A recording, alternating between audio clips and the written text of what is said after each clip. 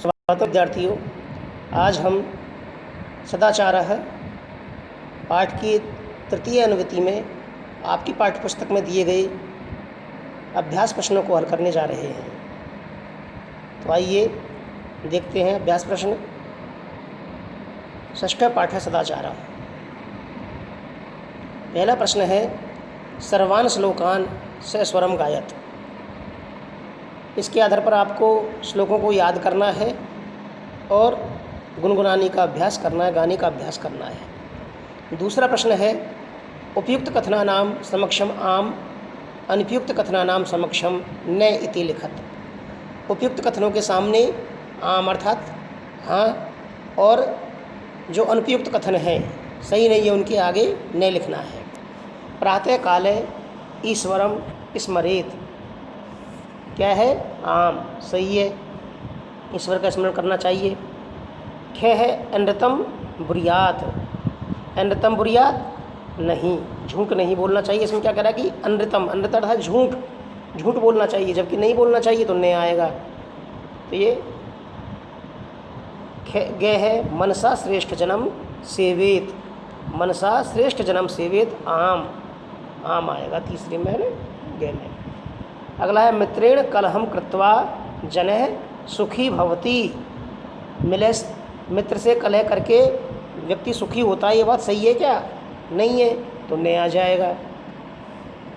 और फिर है स्वकार्यम अद्य कुर्वीत, जो कार्य कल करना है उसे आज ही कीजिए। ये बात सही है तो आम आ जाएगा। ठीक है, इस प्रकार ये आपका दूसरा प्रश्न भी हल हो गया। तीसरा प्रश्न है एक पदेन उत्तरत, एक पद में उत्तर दीजिए। कहने प्रतीक्षते, कहने प्रतीक्षते मृत्यु, मृत्यु न प्रतीक्षते, एक पद में देना है मृत्यु। सत्यता कदा व्यवहारे स्यात्, सत्यता कदा व्यवहारे स्यात्, कदा सर्वदा, हमेशा ही सत्यता को हमारे व्यवहार में हमें रखना चाहिए। ऐसा नहीं है कि आज की और कल, आज तो सही बोल रहे कल झूठ बोल गए। गे है के बुरियात, किम बुरियात होना चाहिए था यहाँ पर, किम किम बुरियात सत्यम बुरियात सत्यम प्रियम च, किम बुरियात सत्यम प्रियम च, सत्य और प्रिय। कैसा बोलना चाहिए? तो सत्य भी हो और प्रिय भी हो। घे है केन सह कलहम कृत्वा नरः सुखी न भवेत, केन सह मित्रेण सह, मित्रेण सह कलहम कृत्वा नरः सुखी न भवेत। अणे है के महारिपु अस्माकं शरीरे तिष्ठति, के अस्माकं के महारिपु आलस्यम, आलस्यम महारिपु अस्माकं शरीरे तिष्ठति, एक पद में उत्तर देना है। चौथा प्रश्न है रेखांकित पदानि आधृत्य प्रश्न निर्माणम कुरुत। क्या है मृत्यु न प्रतीक्षते, इसमें मृत्यु पर रेखांकन किया हुआ है, मृत्यु न प्रतीक्षते तो क्या हो जाएगा? कै न प्रतीक्षते, क्या है न प्रतीक्षते। कलहम कृत्वा नरः दुखी भवति, इसमें कलह पर रेखांकन किया हुआ है कलहम कृत्वा, तो किम कृत्वा, किम कृत्वा नरः दुखी भवति, पूरा वाक्य लिखना है और प्रश्नवाचक चिन्ह लगाना है। ठीक है, इसी प्रकार पहले में भी कहने प्रतीक्षते, कहने प्रतीक्षते लिख करके और प्रश्नवाचक चिन्ह लगाना है। गे है पितरम कर्मणा सेवेत, इसमें पितरम पर रेखांकन किया हुआ है, पितरम कर्मणा सेवेत तो क्या हो जाएगा? कम कर्मणा सेवेत, कम कम कर्मणा सेवेत और प्रश्नवाचक चिन्ह लगाना है। फिर है घे,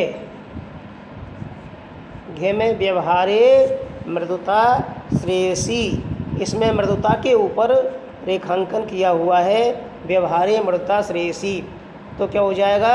व्यवहारे का श्रेयसी, व्यवहारे का श्रेयसी, पूरे वाक्य में उत्तर लिख करके प्रश्नवाचक चिन्ह लगाएंगे। व्यवहारे का श्रेयसी। अगला है सर्वदा व्यवहारे ऋजुता विधेया।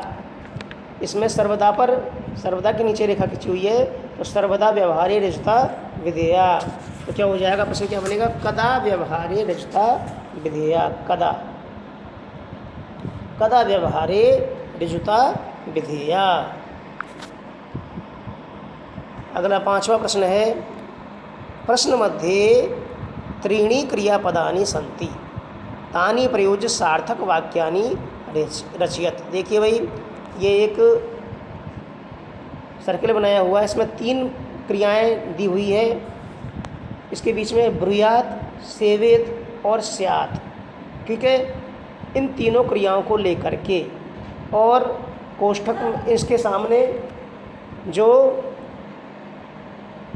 वाक्य दिए हुए हैं, जो पद दिए हुए हैं, उनको मिला करके और हमें इन क्रियाओं को साथ लेकर के और वाक्य रचना करनी है। तो हम शुरू करते हैं यहाँ से, पहले 1 से। ठीक है, सत्यम प्रियम च बुर्यात। क्या बनाएंगे, सत्यम प्रियम च बुर्यात। लिखूँ क्या, सत्यम प्रियम च बुर्यात। ठीक है, इसका इसके साथ। फिर दूसरा हम बनाएंगे सत्यम अप्रियम चैन बुर्यात। सत्यम अप्रियम चैन बुर्यात। सत्यम अप्रियम चैन बुर्यात। उसके बाद है मनसा मातरम पितरम च सेवेत। मनसा मातरम पितरम च सेवेत। फिर श्रेष्ठ जन्म कर्मणा सेवेत। श्रेष्ठ जन्म कर्मणा सेवेत। उसके बाद वाचा गुरुम सेवेत। वाचा गुरुम सेवेत। फिर है व्यवहारे सर्वदा औदार्यम स्यात्। व्यवहारे सर्वदा औदार्यम स्यात्।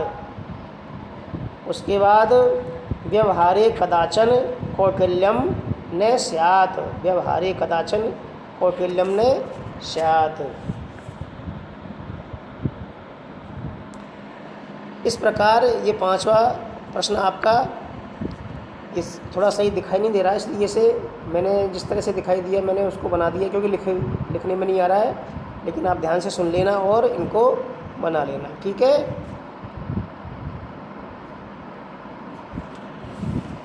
छठा प्रश्न है, मंजूषा से अव्ययपदानि चत्वार रिक्त स्थानानि पूर्यत।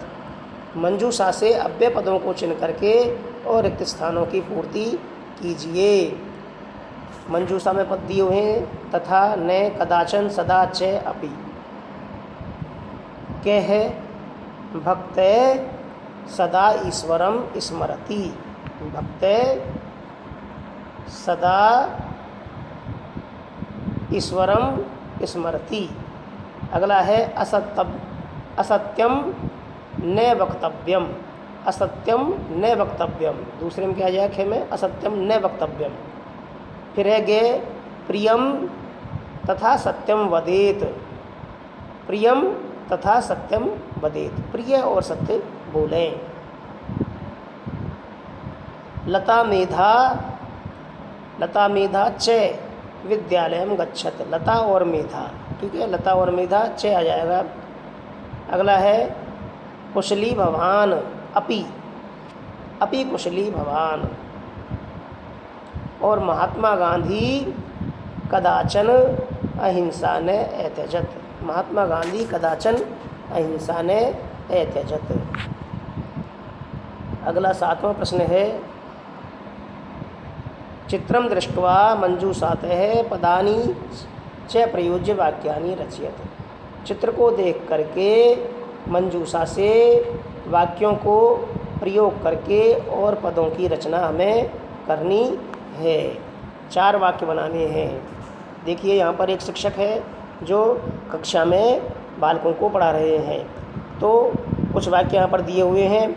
लिखति कक्षायाम श्यामपट्टी लिखन्ति से पुस्तिकायाम शिक्षक छात्रा उत्तराणी प्रश्नम ते। तो इनके आधार पर हम वाक्य बनाएंगे। जैसे पहला वाक्य हम बनाते हैं कक्षायां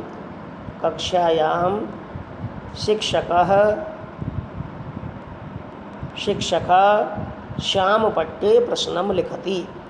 श्यामपट्टे प्रश्नं लिखति। कक्षायां शिक्षके श्यामपट्टे प्रश्नं लिखति। पहला वाक्य हुआ कक्षायां शिक्षकः श्यामपट्टे प्रश्नं लिखति। दूसरा वाक्य बनाएंगे अपन छात्राः पुस्तिकायाम्